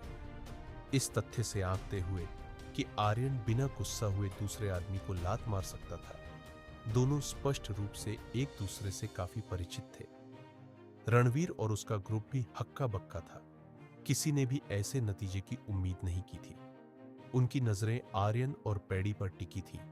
उनके रिश्ते के बारे में उनके दिल संदेह और जिज्ञासा से भरे हुए थे। सुहाना और जोया अपनी मुट्ठियां भींचने के अलावा कुछ नहीं कर सकी, उम्मीद करते हुए कि आर्यन पैडी का मन बदल सकता है। खूबसूरत आंखें सीधे आर्यन को घूर रही थी, ऐसा व्यवहार जो आर्यन को पहले कभी नहीं मिला था। तुम उदयपुर में क्या कर रहे हो? आर्यन ने कुछ कदम पीछे हटकर खुद को पैडी से दूर कर लिया। यह लड़का पैदाइशी ठरकी था। वह कोई और बुरा काम नहीं करता था, बस औरतों को बहकाना और मजबूर करना पसंद करता था। अपने खानदान और अपनी मार्शल आर्ट्स की बदौलत वह शायद ही कभी फेल होता था। इन सालों में वह अनगिनत औरतों के साथ रहा था। यही वजह थी कि आर्यन उसके बहुत करीब जाने की हिम्मत नहीं करता था। कौन जाने उसकी अय्याशी की वजह से उसे कोई गुप्त रोग हो।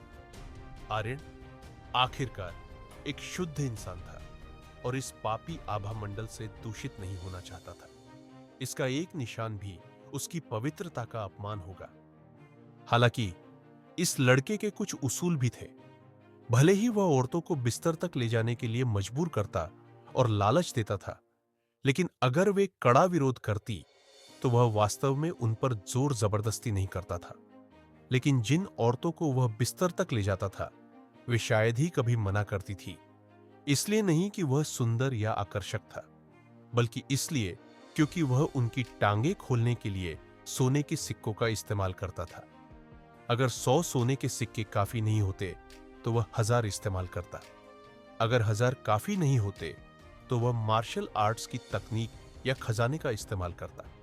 हमेशा कोई ना कोई लालच होता था जो किसी महिला की टांगे खोलने पर मजबूर कर सकता था। इसलिए कई महिलाएं उसके साथ रहने के बाद उसकी आभारी होती थी। इससे पैडी अहंकारी और बेशर्मी से डींगे हाँकता था। मेरा आकर्षण बेमिसाल है। आर्यन ने इसके लिए उससे अनगिनत बार निपटा था, जब तक कि आखिरकार पैडी ने हार नहीं मानी और आर्यन के सामने ऐसा वाक्य बोलने की हिम्मत नहीं की। उदयपुर रियासत में आना स्वाभाविक रूप से सुंदरियों को खोजने के लिए है। मुझे बस एक पसंद आई है और वह काफी तेज है। मुझे आश्चर्य है कि क्या वह मेरे बिस्तर पर ले जाने के बाद मेरे प्रस्तावों का विरोध कर सकती है। मुझे उम्मीद है कि वह कर पाएगी, वरना मुझे एक बार फिर अपने आकर्षण पर संदेह करना होगा। पैडी ने आर्यन की ओर देखकर दांत निपोड़ दिए, फिर जोया की ओर देखा। सुंदरी, आओ और मेरे साथ सो। जोया का चेहरा बुरी तरह बदल गया, फिर से मौत जैसा पीला पड़ गया।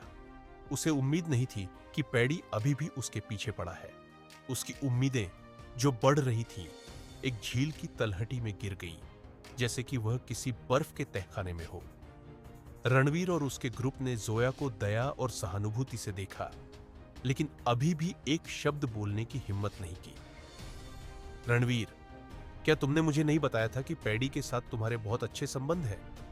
यही वजह है कि वह तुम्हारे कार्यक्रम में भाग लेने के लिए जहाज पर आने को तैयार हो गया? तो फिर तुम उसे रोक क्यों नहीं सकते? सुहाना ने रणवीर को घूरा। उसकी खूबसूरत आंखें उम्मीद और आशा से भरी थी। उम्मीद थी कि रणवीर खड़ा होगा और पैडी को रोकेगा। जिस व्यक्ति की वह प्रशंसा करता था, उसके द्वारा घूरे जाने पर रणवीर को थोड़ी घबराहट महसूस हुई, लेकिन अंततः उसने अपना सिर घुमा लिया, जैसे कि उसने उसके शब्द सुने ही न हो। यह सच था कि उसने पैडी को आमंत्रित किया था, लेकिन यह कहना कि वह पैडी से परिचित था, खुद की तारीफ करना होगा। जहां तक पैडी को रोकने की बात है, वह कभी हिम्मत नहीं करेगा। सुहाना की साफ आंखें धुंधली हो गई और उसने एक कड़वी मुस्कान दी। उसने हमेशा सोचा था कि रणवीर एक मर्द है, लेकिन उसने उसे निराश किया। उसकी नजर रणविजय पर गई। और तुम हमेशा कहते थे कि तुम जोया के लिए अपनी जान कुर्बान कर दोगे। क्या तुम अब पीछे हट रहे हो? मैं रणविजय उकसावे में आ गया और खड़ा होना चाहता था, लेकिन जैसे ही उसकी नजर पैडी से मिली, वह तुरंत पीछे हट गया, अपना सिर नीचे कर लिया और सुहाना की आंखों में देखने की हिम्मत नहीं की। सुहाना, अब उनसे भीख मत मांगो। जोया ने सुहाना को रोका। उसके चेहरे पर एक कड़वी मुस्कान थी, निराशा की मुस्कान। वे तुम्हारी विनती के लायक नहीं है। सुहाना ने आखिरकार अपनी नजर आर्यन पर टिका दी। केवल यह आदमी जिसे उदयपुर द्वारा अपमानित किया गया था, खड़ा हुआ था, जिससे उन्हें आशा की एक किरण मिली थी। लेकिन अब सुहाना उलझन में थी। आर्यन और पैडी पुराने परिचित थे। क्या वह अभी जोया की मदद करने के लिए खड़ा हुआ था, या केवल पैडी के साथ अपनी जान पहचान साबित करने और अपना खुद का रुतबा बढ़ाने के लिए? सीधे एक जोड़ी खूबसूरत साफ आंखों से घूरे जाने पर आर्यन ने असहज होकर अपना सिर घुमा लिया। आर्यन को अपनी नजरों से बचते देख सुहाना के दिल में एक कड़वी टीस उठी। आर्यन अभी भी वही आदमी है जो पुरुषों और महिलाओं को सताता है। हम उससे हमारे लिए खड़े होने की उम्मीद कैसे कर सकते हैं? जैसे ही सुहाना और जोया निराशा से भर गई, आर्यन मुड़ा और पैडी का रास्ता रोकने के लिए कुछ कदम आगे बढ़ाया। मोटे पैडी, तुमने इन सालों में औरतों का बहुत मजा ले लिया। आज तुम्हें आराम करना चाहिए और अपनी सेहत का ध्यान रखना चाहिए। सुहाना और जोया की नजरें अचानक आर्यन पर पड़ी और उनकी पहले की धुंधली आंखों में उम्मीद की एक किरण दिखाई दी। तुम मेरे औरतों को खोजने में दखल देना चाहते हो? पैडी की आवाज अचानक ठंडी हो गई। आर्यन के प्रति उसकी नजरें बर्फीली हो गई। आर्यन को भी सिरदर्द महसूस होने लगा। हालांकि इस मोटे आदमी पैडी के साथ उसके अच्छे संबंध थे और उसे कई बार उसके द्वारा सताया गया था, लेकिन यह लड़का एक पागल भी था। वह बाकी सब चीजों के बारे में लापरवाह और मिलनसार था, लेकिन जब औरतों को खोजने की बात आती थी तो जो कोई भी उसके रास्ते में खड़ा होता, वह उसे काट खाता। वह व्यावहारिक रूप से एक पागल कुत्ता था, पूरी तरह से तर्कहीन। 1 साल पहले वह एक महिला को घर लाया था, लेकिन उसके रसूखदार दादाजी ने उसे उस महिला को नुकसान पहुंचाने से रोकने की कोशिश की। यह लड़का अचानक पागल हो गया, अपनी तलवार उठाई और अपने दादाजी पर वार कर दिया। अपने दादाजी के पसंदीदा फूलदानों की जोड़ी को तोड़ दिया और उन्हें बार बार गालियां दी, जिससे उसके दादाजी क्रोधित हो गए। आप कल्पना कर सकते हैं, अगर यह लड़का अपने आम तौर पर सम्मानित दादाजी के साथ भी ऐसा व्यवहार करने की हिम्मत कर सकता है, तो वह किसी और के साथ ऐसा व्यवहार करने में संकोच नहीं करेगा। मूल रूप से कोई भी जो उसे औरत खोजने से रोकने की कोशिश करता, वह उसका दुश्मन बन जाता, चाहे आप सम्राट हो या देवता। आर्यन दूसरों की परवाह नहीं करता, लेकिन यह जोया होनी चाहिए थी। हालांकि जोया उसके साथ ठंडी बेरुखी और मजाक से पेश आती थी, लेकिन उसके पिता मिस्टर झा आर्यन के प्रति दयालु रहे थे। सालों पहले उसे खुराना परिवार ने बुरी तरह पीटा और उदयपुर से बाहर फेंक दिया था। तभी आर्यन अपने पिछले जन्म में मर गया और उसने इस शरीर पर कब्जा कर लिया। उस समय उसकी चोटों को देखते हुए कब्जे के बावजूद वह ज्यादा दिन जिंदा नहीं रहता। ये मिस्टर झा ही थे जो वहां से गुजर रहे थे और उन्होंने उसका इलाज किया, उसकी जान बचाई। आर्यन उनकी बेटी को नुकसान पहुंचते हुए नहीं देख सकता था। पैडी की आंखों में एक ठंडी रोशनी चमक उठी। माहौल अचानक बर्फीला हो गया। यह देखकर रूनी का पहले से शांत दिल फिर से कस गया। आर्यन, तुम इसमें टांग क्यों अड़ा रहे हो? इस आदमी के साथ पंगा क्यों लेना? बेहतर होगा कि तुम मेरी रंगरलियों में दखल न दो। पैडी ने आर्यन को घूरा। तुम मेरा स्वभाव जानते हो। मुझे औरतों को खोजने से रोकना मेरी जान लेने जैसा है। तुम मुझे मारने वाले हो तो मुझे परवाह क्यों करनी चाहिए कि तुम कौन हो? यह सुनकर आर्यन को हंसी भी आई और खींच भी। उसने मन ही मन सोचा कि इतना कामुक व्यक्ति वास्तव में असाधारण है और आर्यन खुद को बेहद दयनीय महसूस कर रहा था। आर्यन साफ तौर पर भूल गया था कि वह खुद इस दुनिया में आने से पहले ही हवस के कारण मर गया था, जिससे वह पैडी से भी गया गुजरा हो गया था और उसे पैडी को नीचा दिखाने का कोई अधिकार नहीं था। मेरे रास्ते से हट जाओ, वरना मैं तुम्हें अपनी तलवार से काट दूंगा। पैडी की आंखें एक भयंकर रोशनी से चमक उठी, जैसे कि अगर आर्यन ने उसे औरतों को खोजने से रोकने की कोशिश की तो वह वास्तव में अपनी तलवार खींच लेगा। तनावपूर्ण दृश्य ने सुहाना का दिल जकड़ लिया। पैडी इतना दबंग था, उसकी तेज धार का सामना कौन कर सकता था? आर्यन सीधे उसका सामना करने की हिम्मत कैसे कर सकता था? जोया और सुहाना के अविश्वास के लिए आर्यन उन शब्दों के कारण पीछे नहीं हटा। इसके बजाय उसने आगे कदम बढ़ाया। पैडी को घूरते हुए कहा, मोटे पैडी, तुम दूसरों को छू सकते हो, लेकिन मैं इस महिला की रक्षा करूंगा। आर्यन के दृढ़ शब्दों ने रोनी को अपना माथा पीटने पर मजबूर कर दिया। खत। आर्यन हवस में अंधा हो गया है। सुहाना वास्तव में उससे जल्दबाजी करवा रही है। रोनी की राय में आर्यन ने सुहाना की वजह से पैडी का सामना करने की हिम्मत की, ये उम्मीद करते हुए कि वह उसकी कृपा प्राप्त करेगा। यह लड़का 3 साल बाद एक ऐसा मूर्ख बन गया है जो एक सुंदरता के लिए अपनी जान जोखिम में डालेगा। क्या वह वास्तव में सुहाना से इतना प्यार करता है? ठीक है, ठीक है। पैडी का मोटा चेहरा गुस्से से विकृत हो गया। इस दृश्य ने रणवीर और उसके ग्रुप को भयभीत कर दिया और वे आर्यन से नफरत करने लगे। पैडी को उकसाने से उनका कोई भला नहीं होगा।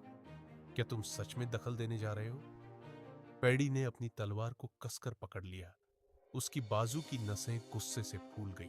सुहाना और जोया ने अपनी मुट्ठियां भींच ली, उन 2 आदमियों को एकटक घूरते हुए जो मारपीट की कगार पर थे। वे पैडी की असली ताकत नहीं जानती थी, लेकिन सुहाना ने अपने पिता को कहते सुना था कि पूरे उदयपुर में 5 से ज्यादा ऐसे युवा नहीं थे जिनकी मार्शल आर्ट्स उसका मुकाबला कर सके। और आर्यन कौन था? बस एक बिगड़ा हुआ रईसजादा जिसमें कोई ताकत नहीं थी। पैडी का कोई मुकाबला ही नहीं। सुहाना आह भरे बिना नहीं रह सकी। यह निश्चित नहीं था कि वह आर्यन के लिए आह भर रही थी या जोया की किस्मत के लिए। आर्यन ने पैडी को फटने वाला देखकर अपनी आंखें घुमाई। मन ही मन सोचा कि वह आसानी से डरने वाला नहीं है। अगर तुमने वास्तव में हमला करने की हिम्मत की तो मैं तुम्हें वैसे ही लटका दूंगा जैसे तुम्हारे दादाजी ने किया था। तुम्हें 3 दिन तक पीटा जाएगा और तुम सुधर जाओगे। रास्ते से हट जाओ। पैडी आर्यन पर दहाड़ा। उसका गुस्सा जल रहा था और उसकी दबंग उपस्थिति हावी हो रही थी। रणवीर क्रोधित पैडी को देखकर भयभीत था। रणवीर के मन में केवल एक ही विचार था, क्या पैडी आर्यन की वजह से अपना गुस्सा उस पर निकालेगा? अगर उन्होंने अपना गुस्सा उस पर निकाला तो उसका भविष्य अंधकारमय होगा। भले ही उसके पिता को पता चले कि उसने पैडी को नाराज किया है, तो वे निश्चित रूप से उसे कड़ी सजा देंगे। लानत है, तुमने बिना किसी कारण के इस बूढ़े आदमी को क्यों उकसाया? रणवीर आर्यन से नफरत करता था, अपनी पिछली कायरता को पूरी तरह से भूल गया था। आर्यन ने यह सब उनकी महिला साथियों की रक्षा के लिए किया था। रणवीर ने रणविजय को एक नजर दी और रणविजय समझकर सिर हिलाया, जल्दी से आगे बढ़ा। कुंवर सा, गुस्सा मत होइए, हम इस बदमाश को तुरंत जहाज से बाहर निकाल देंगे। कचरे के ऐसे टुकड़े पर गुस्सा करना बेकार है। हाँ कुंवर सा, इतनी छोटी सी बात पर गुस्सा करने की कोई जरूरत नहीं है।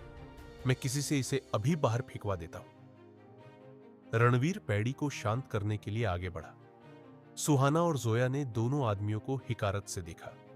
सुहाना को घिन महसूस हुई। उसने वास्तव में पार्टी क्रूज के ऐसे निमंत्रण को स्वीकार किया था। हालांकि आर्यन की प्रतिष्ठा भयानक थी और वह अनगिनत गालियों का विषय था, फिर भी वह कम से कम एक मर्द था। लेकिन इनके बारे में क्या?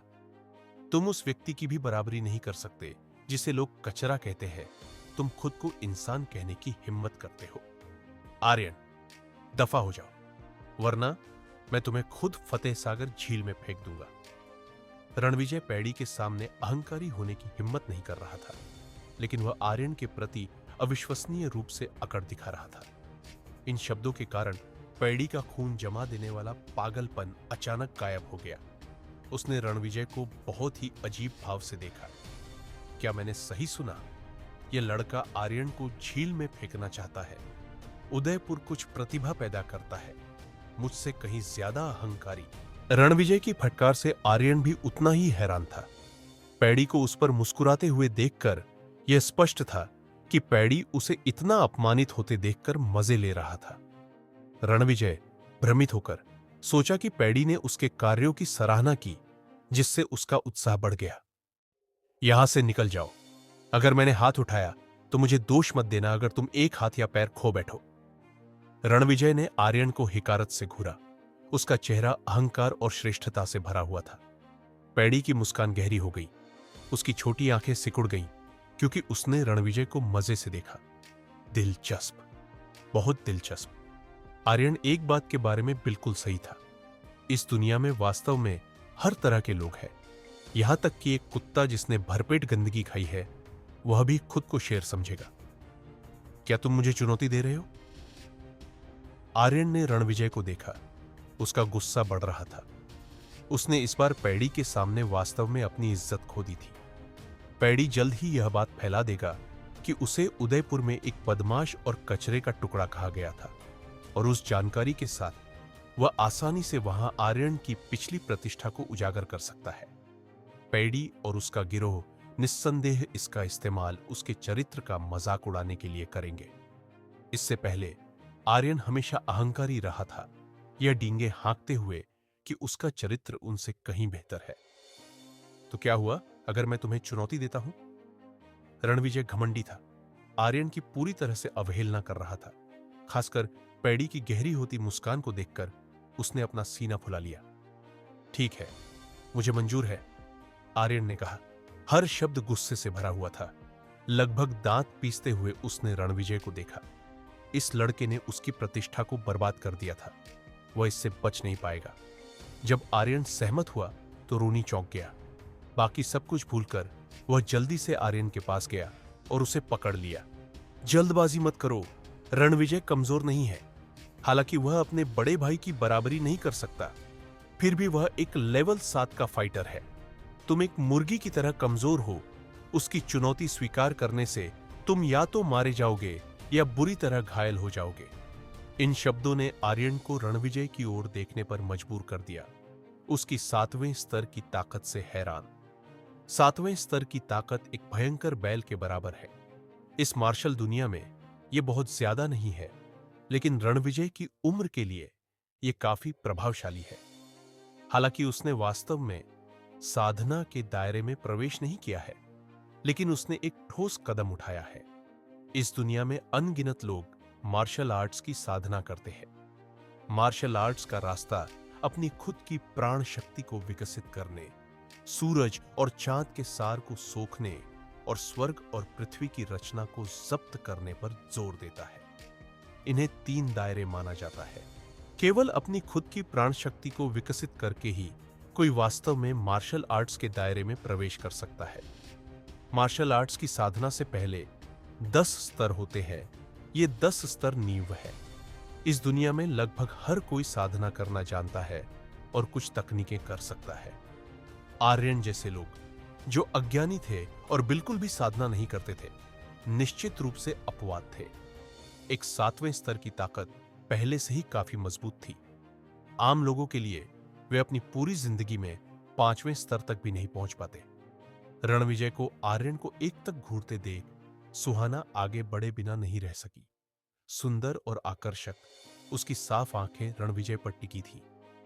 उसे सताने में कैसी बहादुरी है, तुम बाहरी लोगों के लिए क्यों नहीं बोलते? सुहाना ने रणविजय को पूरी हिकारत से देखा। हालांकि वह आर्यन को पसंद नहीं करती थी, लेकिन इस समय वह रणविजय और उसके ग्रुप से और भी ज्यादा नफरत करती थी। सुहाना की फटकार से चौंककर रणविजय ने खुद को शांत करने की कोशिश की और तर्क दिया। उसने खुद चुनौती स्वीकार की, मैंने उसे मजबूर नहीं किया। तुम सुहाना ने अपने लाल होंठ काट लिए। उसका चेहरा जेड जैसा चिकना और नाजुक दूसरे की बेशर्मी से एक हल्की मोहक लाली से भर गया, जो उसकी कामुकता को और बढ़ा रहा था। रणविजय ने सुहाना को देखने की हिम्मत नहीं की, लेकिन आर्यन पर चिल्लाया, मेरे 3 मुक्के खाकर दिखा। उसने एक शक्तिशाली दबंग मुक्का मारा, बिना किसी फैंसी चाल के सीधे आर्यन की छाती पर निशाना साधा। जोया और रूनी चिंता और डर से भर गए। आर्यन शायद इस मुक्के से अपनी आधी जान गंवा बैठेगा। हालांकि रणवीर और उसके ग्रुप के चेहरों पर मुस्कान थी। वे लंबे समय से इस बदमाश आर्यन से निपटना चाहते थे और अब रणविजय उनके लिए यह काम कर रहा था, और इससे पैडी भी खुश होगा, क्यों नहीं? छटक! छाती पर लगने की अपेक्षित आवाज नहीं हुई। इसके बजाय एक करारा थप्पड़ गूंज उठा। हर कोई अपने सामने के दृश्य को देख रहा था। उनका दिमाग जैसे घूम रहा था। रणविजय के चेहरे पर एक लाल हाथ का निशान छपा हुआ था। उसका बायां गाल सूज गया था। रणविजय लड़खड़ाया और एक तरफ गिर गया। एक मेज से टकराया। उसका माथा लहूलुहान हो गया। यह नामुमकिन है। रोनी सहित सभी को यह अविश्वसनीय लगा। आर्यन एक ही वार में रणविजय को थप्पड़ कैसे मार सकता था? आखिरकार वह एक 7वें स्तर का ताकतवर विशेषज्ञ था। हालांकि उसने वास्तव में मार्शल आर्ट्स साधना के मार्ग पर कदम नहीं रखा है, लेकिन वह आम लोगों की तुलना में बहुत अधिक मजबूत है। तेरी चमड़ी तो काफी मोटी है। तुझे थप्पड़ मारने से मेरे हाथ में ही दर्द हो गया। रोनी को लगा कि आर्यन अविश्वसनीय रूप से अनुचित हो रहा है। किसी को थप्पड़ मारना और फिर उन्हें बेशर्म कहना, यह ठेठ बेरहमी थी। गुस्से में रणविजय ने अपने कानों में बज रही घंटी को नजरअंदाज किया और आर्यन को जोर से थप्पड़ मारा, अपने पिछले मुक्के से भी ज्यादा ताकत से। यह उसका गुस्से वाला हमला था, तेज और शक्तिशाली। छटाक! अनगिनत दर्शकों के आश्चर्य के लिए आर्यन ने रणविजय के चेहरे पर फिर से एक करारा थप्पड़ जड़ दिया। इस बार रणविजय इतना भाग्यशाली नहीं था। वह उड़ता हुआ गया, पीछे की ओर लड़खड़ाया, एक खिड़की से टकराया और छपाक से ठंडी झील में गिर गया। चारों ओर सन्नाटा छा गया। सभी की नजरें आर्यन पर टिकी थीं। सुहाना सहित हर कोई आर्यन के 2 थप्पड़ों से हैरान था, भले ही उन्हें लगता था कि वे सहज थे। तथ्य यह है कि वह एक 7वें स्तर के फाइटर को उड़ा सकता था। कम से कम यह दर्शाता था कि आर्यन कोई साधारण आदमी नहीं था। 3 साल पहले वह शक्तिहीन था, फिर भी अब वह रणविजय एक 7वें स्तर के फाइटर को उड़ा सकता है। क्या इन 3 सालों में उसके साथ कुछ हुआ है? सुहाना की ठंडी नजर आर्यन पर पड़ी। उसका दिल भी उतना ही अशांत था। वह अच्छी तरह जानती थी कि यह किस तरह का इंसान है। उसे कचरे का टुकड़ा कहना कोई अतिशयोक्ति नहीं होगी। ऐसा व्यक्ति एक 7वें स्तर के फाइटर रणविजय को एक ही थप्पड़ में उड़ाने की तो बात ही छोड़िए, एक आम आदमी से भी दूर भाग जाएगा।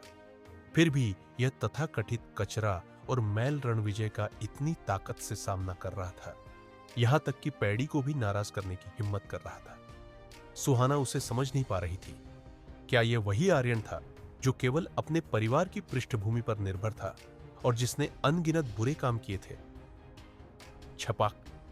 रणविजय तैर नहीं सकता था और पानी में छटपटाता रहा। पानी हर जगह उड़ रहा था और वह धीरे धीरे डूबने लगा।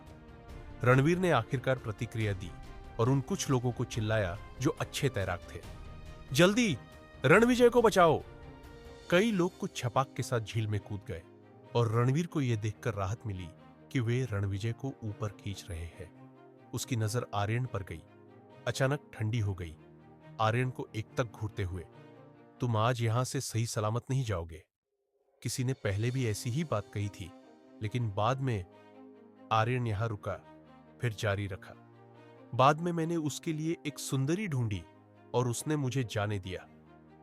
आर्यन के शब्दों को सुनकर रोनी ने शर्म से अपना चेहरा घुमा लिया और दूसरों ने जोर से हूटिंग की। हमें लगा कि यह बच्चा सुधर गया है। पता चला कि वह सिर्फ एक डरपोक है। एक कमीना तो कमीना ही रहेगा। क्या तुम उससे मर्द बनने की उम्मीद करते हो? सुहाना और जोया ने भी अपनी भौहें सिकोड़ी। आर्यन अभी इतना दबंग था और अब वह रणवीर की चापलूसी करने की कोशिश कर रहा था।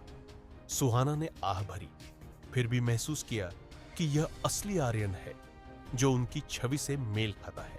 रणवीर रणविजय को देखते हुए, जिसके होंठ डूबने से कांप रहे थे, जिसे उन्होंने अभी बचाया था और अब वह नाव पर था, आर्यन पर ठंडी हंसी हंसा।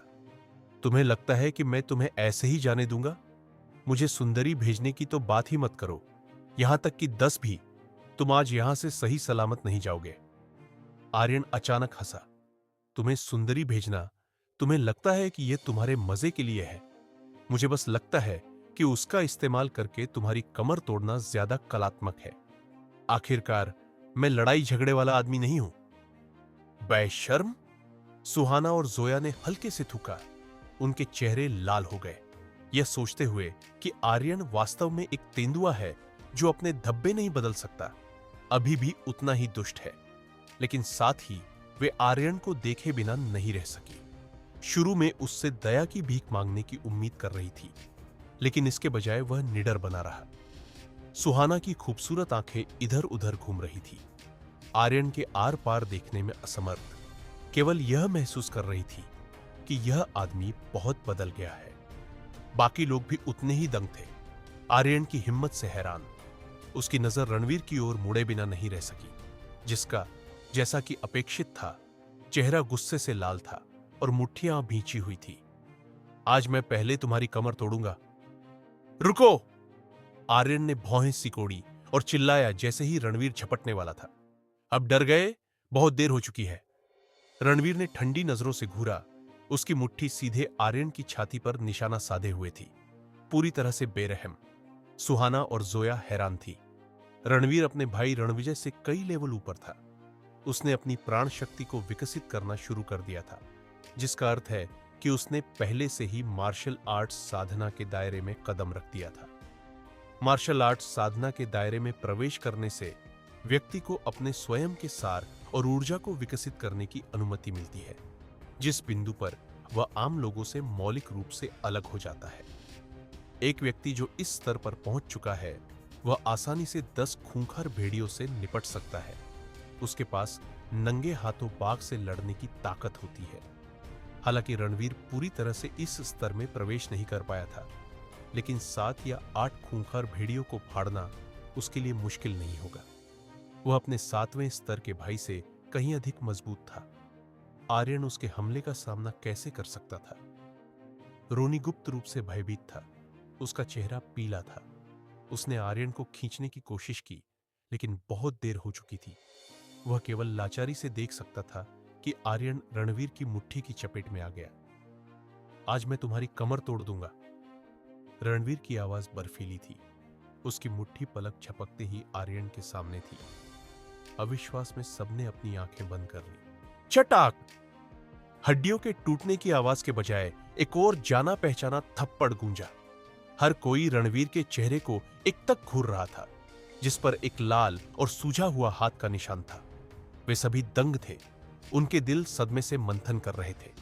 वे फटी आंखों से आर्यन को घूर रहे थे। सुहाना और जोया ने अपने लाल होंठ भी खोल दिए। उनके नाजुक सफेद हाथ उनके चेरी जैसे होठों को ढक रहे थे। वे आर्यन को देखते रह गए, जो अभी भी कमरे के बीच में मुस्कुरा रहा था।